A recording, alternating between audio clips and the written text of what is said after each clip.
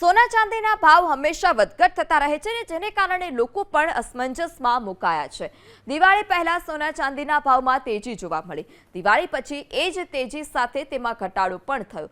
સોનું તેના ઉચ્ચતમ સ્તરથી 5677 રૂપિયા સસ્તું થયું અને ચાંદી પણ તેના રેકોર્ડ સ્તરથી 25,599 રૂપિયા સસ્તી થઈ છે। Indian Boolean and jewellers association અનુસાર 24 કેરેટ સોનાનો 10 ગ્રામનો ભાવ 3,726 રૂપિયા ઘટી 1,23,907 રૂપિયા થયો।